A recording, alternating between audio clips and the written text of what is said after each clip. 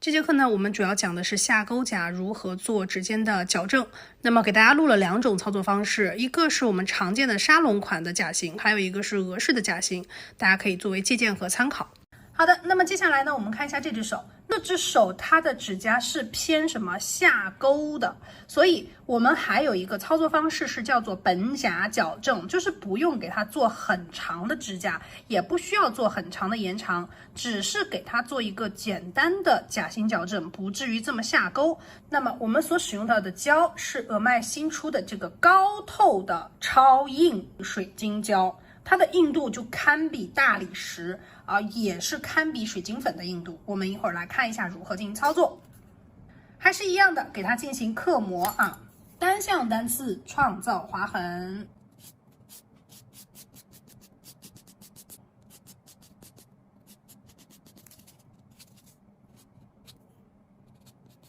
丝线转，本甲刻模头，刻模够着的地方，单向单刺好，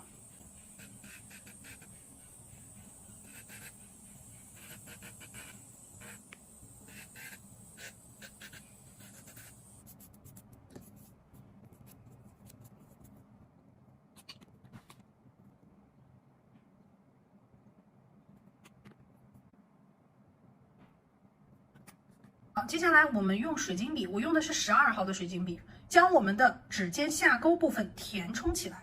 好，那么需要准备的是95度的酒精以及不掉屑的硬棉片。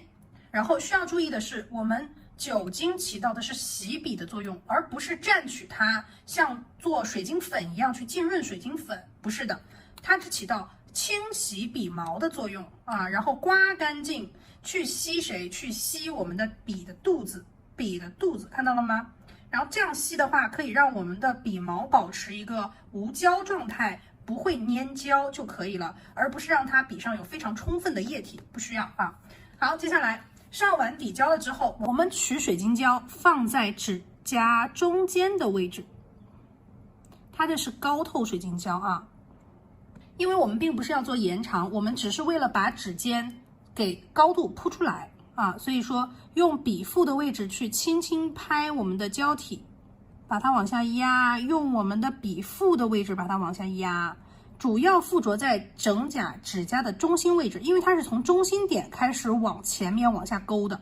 所以主要是附着这里就可以了。好，把前面铺开，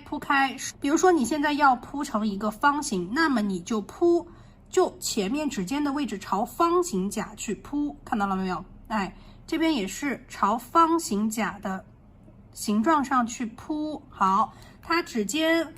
有点点粘笔，好，然后我们再去吸掉酒精，让它不粘笔，不能把这个胶给变稀了好，来往前面去抵它，我要变成一个方形甲，对不对？接下来我们去收谁收指尖两侧的位置，注意吸笔把方形的方给它铺出来，两侧来看方形的方给它铺出来注意让你的指尖稍微高起来一点点。现在我们把后缘跟本甲去衔接好，主要的胶量就是在甲面中心点的位置往前收，抬一下底部，找底下的弧度。好，接下来我们去照灯，10秒左右，我们拿出来给它进行一个塑形。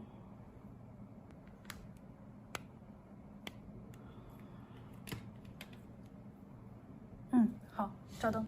好，这个塑形之后就明显感觉它瘦很多了然后我们给它清洁一下浮胶，然后给它修一个形，修一个方圆形。好，接下来我们用120或者是180都可以给它进行修形。首先方圆形它第一件事情就是它的指尖直线，接下来呢，我们把甲侧线给它拉直，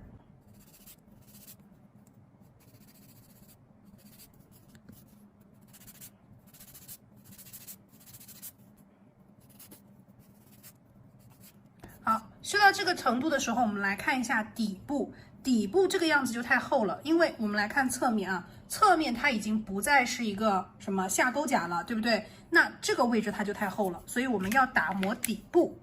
用到的是小 C 弧的打磨头，它前面的齿轮是相对来说比较锋利的，看啊，它的螺纹比较大，所以比较锋利，排血力会比较强。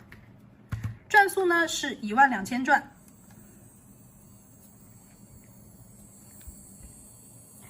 把它底部打出一个 C 弧来，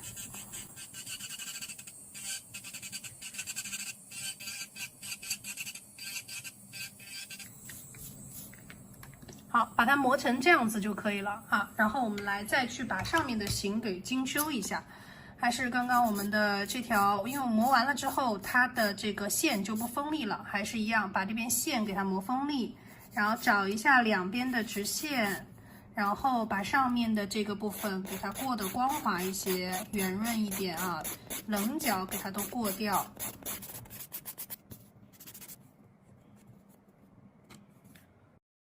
依然是用彩色尖构底胶，那它可以当色胶，然后我们就不需要再进行下一步的建构了。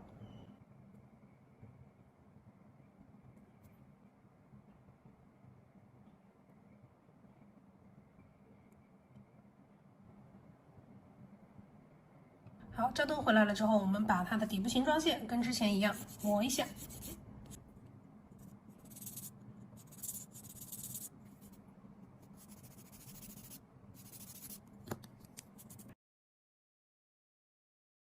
那么水晶胶呢，也可以帮助我们在无指托的状态下把指心的位置抬高，做出来的这个效果呢，就是俄式的方形效果。我们来看一下它的具体实操的方式。首先跟前面实操一样，把水晶胶放在指尖的位置，将指尖堆高。堆高了之后，我们修一下形状，然后翻过来把指心衔接的这个位置给它打平滑。用到的这个打磨头是全开刃的大师版的旋风硬剪打磨头，它是专门用来打磨硬剪的，但是由于它的排血力非常强，又是一个圆头的，就很适合去打磨指尖位置比较厚的、抬高的、快速削薄。接下来我们来用小 C 弧的打磨头的尖部去打磨跟我们本甲衔接的位置。其实这个部分就是把我们的下钩甲的指尖本甲和底部的胶的位置跟我们的指腹进行无缝的衔接。这样的话，客人指甲长出来，它也不会有一个非常难看的阶梯。小 C 弧的细甲头本身适合打对梯形或者是椭圆形的底部，那么它的齿轮既锋利又细腻，它可以再将整个 C 弧的平滑度再给过一下，那么摸起来就相对光滑一些。然后用彩色建构底胶玫瑰粉色给它做一层建构，这样的话颜色建构一步到位，可以节省更多的时间。封层照干之后呢，我们还要对指尖进行打磨。封层后的指尖打磨用到的是240ml的砂碟打磨头，主要的作用是将我们指尖的封层、色胶和建构以及延长等等全部放在同一条分界线上，这样它的锋利感和它的形状才能够做到非常的高级。接下来我们来看一下它的成品效果吧。